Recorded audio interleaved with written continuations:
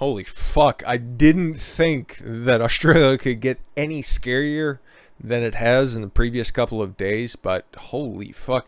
All of this information is coming straight from the source, and I want everybody to have a little bit of a head start on this one, because it's not going to stay in Australia. It's not going to stay in Oceania proper. It's not just going to take the small leap over to New Zealand, because we all know who's fucking jotting down notes for enacting these draconian policies right now.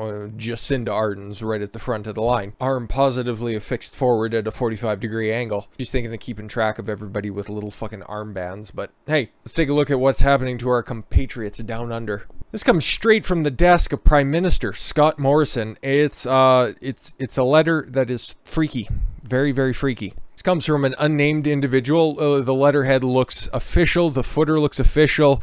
The signature checks out. Everything looks to be on the up and up. They could, of course, alter this. It just is a snapshot on Twitter, so of course anything can happen. But what it says here is, just gives you an insight into these tyrannical people. Thank you for your recent correspondence about the concerns regarding the use of COVID-19 vaccination certificate as a proof of a person's vaccination status. The Commonwealth and state and territory governments are committed to keeping Australia open, even though we're not doing that, and have been working collaboratively to contain the spread of COVID-19 and minimize disruption to the community. Vaccines will play an essential role in ensure Australia is protected against ongoing risk of COVID-19 as the economy reopens. Things to unpack here. Committed to keeping Australia open. You're not doing that. Working collaboratively, to contain the spread of COVID-19. How are you supposed to contain a virus that's spread through fucking aerosols, you tard? Make sure to wear your mask. What, that fucking particles, you get pseudoscientists. Just wrap a fucking plastic bag around your head if you want to stop the spread. It's not going to work. You're just going to have to live with it, which is something that Scott Morrison said. But then again, he wants 80% of people jabbed up. 27% of people are fully jabbed in Australia, just to let you know. I'm going to drop the accent because it was just kind of ducking in and out. Because the evidence of the ability of vaccines to prevent transmission of COVID-19, we have the opportunity to further consider safely relaxing restrictions once high rates of vaccinations are achieved. Because of the evidence of the ability of vaccines to prevent transmission of COVID-19. Now, didn't Sweden just ban travel from Israel because of their breakthrough case rate? Interesting. Right. This will require us to reassure the community that people are fully vaccinated. Just don't look at the science. Just believe the science. To support verification of vaccination status, I don't know why we're just accepting that premise, but okay, we're here. Service Australia has developed a COVID-19 digital certificate for people who have received all required doses of a COVID-19 vaccine. The digital certificate is now available through MyGov, Medicare Online, and from your immunization provider. The circling, which we'll get to very, very shortly, was kind of blocking that, so my apologies. It is not a passport. It's just a passport. It is a formal reward of your vaccination. See what they're trying to do? They're trying to pervert the language. Get the jab. Be rewarded with being allowed to go outside. To go back to living your life 2019 style. Just submit. And you can have so much given back to you by your benevolent overlords in the government. Sick motherfuckers. Again, thank you for writing to me. Yours sincerely, the dishonorable Scott Morrison. Yeah, but he was talking about this app that's out there, and we're going to do some digging on this app because it's pretty fucking scary. Australian powers to spy on cybercrime suspects given green light. A government bill to create a new police power to spy on criminal suspects online, disrupt their data, and take over their accounts has been passed with the support of Labour. Yeah, whenever there's a power grab that'll fuck over the constituents, don't worry, both sides of the aisle will come together to just fuck you airtight style. The Identify and Disrupt bill passed the Senate on Wednesday, despite concerns about the low bar for who can authorize a warrant, and that the government failed to implement all safeguards recommended by the Bipartisan Joint Committee on Intelligence and Security. Sounds familiar, like our censorship bill, sorry. up here in Canada that thankfully got swatted down by the Senate. But hey, they're trying again, so make sure you definitely don't vote for the Liberals coming up. The bill creates 3 new types of warrants to enable the AFP and Australian Criminal Intelligence Commission to modify and delete data, take over accounts, and spy on Australians and networks suspected of committing crimes. Nice and vague terminology there. Nothing scary about that at all. Big Brother is always watching. Earlier in August, the Parliamentary Joint Committee on Intelligence and Security, PJCIS, chaired by the Liberal Senator James Patterson, made a series of recommendations to improve oversight and safeguards. Yeah, well, now they're coming for all of that stuff. So why was that background important? You remember that app that's in there? Yeah. It's a little bit more pernicious than just being an app that is a reward for your vaccination status. It tracks you. And I can't believe we have to use the Atlantic for this. And why are they pointing this out? Okay, I'm not going to give them any benefit of the doubt. These are propagandists of the highest fucking level. Somebody's sounding the alarm on this, okay? So I'm not going to take this entirely whole hog because this is the Atlantic after all, but they're raising some points here, and sometimes you gotta see what the opposition is up to, because every once in a while, the enemy of my enemy is my friend. Australia traded away too much liberty. How long can our democracy maintain emergency restrictions and still call itself a free country? Good question. Good question. That are we allowed to discuss this? I gotta go check with YouTube. Hey, Susan! Can we discuss this? Post it and find out. In a bid to keep the coronavirus out of the country, Australia's federal and state governments imposed draconian restrictions on its citizens. Very, very strong language to begin with. Prime Minister Scott Morrison knows the burden is too heavy. It's not a sustainable way to live in the country, he recently declared. One prominent civil libertarian summed up the rules by lamenting, "We've never seen anything like this in our lifetimes." But again, he also didn't add into the fact that, yeah, we'll go ahead and lift restrictions once 80% of people get the jab. Up to now, one of Earth's freest societies, Australia has become a hermit continent.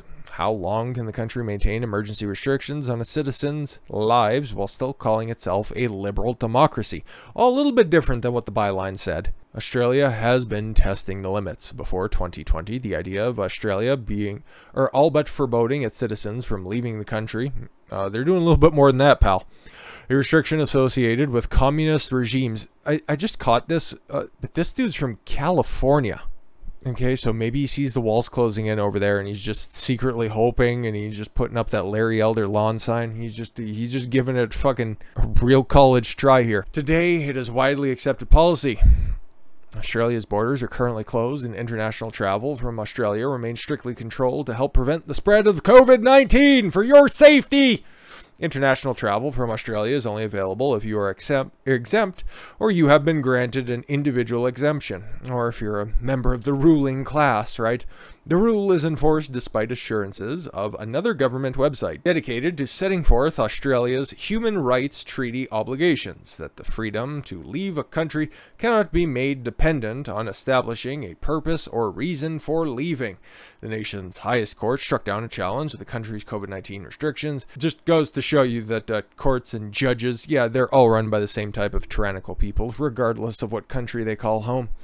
It may be accepted that the travel restrictions are harsh. It may also be accepted that they intrude upon individual rights, it ruled, but Parliament was aware of that, yet they still marched forward. Remember, this is as true for police officers as it is for elected officials. There is no arbitrary law that these people will not pass and that they will not enforce that is detrimental to society if they don't think it's for the greater good, if it's not for your safety. It's still not the purview of the government. Still not the purview of these fucking authoritarians. It's not for them to decide. That's for free individuals and liberal democracies. Can't speak about the totalitarian regimes in the Middle East, but they're starting to reflect more of that than of those free liberal democracies that we used to live in at some point in time, I think. It's been a while. Until last month, Australians who were residents of foreign countries were exempt from the rule and they could return to their residence. But the government tightened restrictions further, trapping many of them in the country too. Interstate travel or intrastate travel, between states, within Australia was so severely restricted, and the government of South Australia, one of the country's 6 states, developed its now testing an app as Orwellian as any free world to enforce its quarantine rules. That's why we had that letter from Scott Morrison to begin with. And then the legislation that allows you to take over any sort of accounts, delete any information that they possibly can if they suspect you committing crimes. People of South Australia will be forced to download an app that combines facial recognition and geolocation. If that wasn't scary enough, I'll repeat it for you. People in South Australia will be forced to download an app that combines facial recognition and geolocation. Forced to download an app. If they can get away with it in Australia, they can get away with it everywhere. The state will text them at random times, and thereafter they will have 15 minutes to take a picture of their face in a location they are supposed to be. If they fail, the local police department will be sent to follow up in person. Holy fuck! Holy fuck! I'm almost shocked by this. We don't tell them how often or when, on a random basis, they need to reply within 15 minutes, Premier Stephen Marshall explained.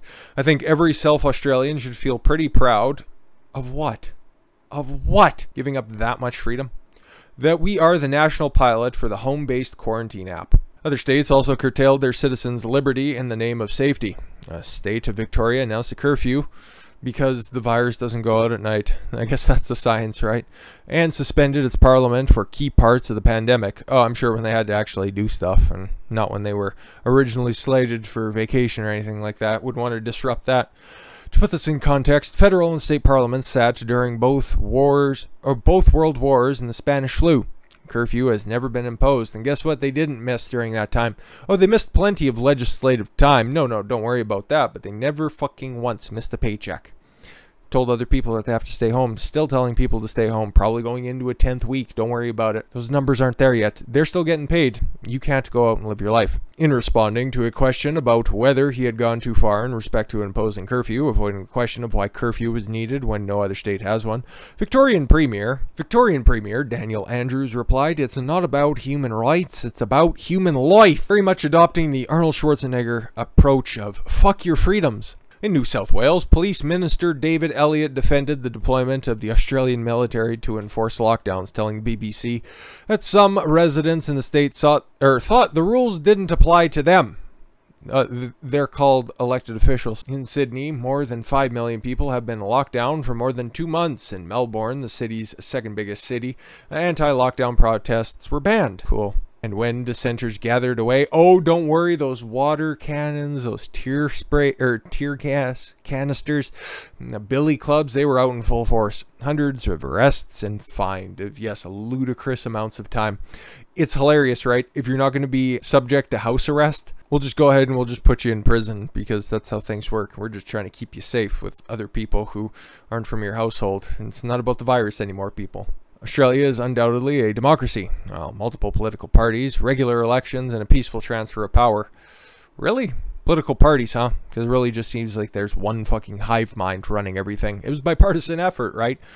But if a country indefinitely forbids its own citizens from leaving its borders, strands tens of thousands of citizens abroad, puts strict rules on intrastate travel, prohibits citizens from leaving home without an excuse for an official government list, mandates masks, even when people are outdoors and socially distanced, deploys the military to enforce those rules, bans protests and arrests and fines dissenters.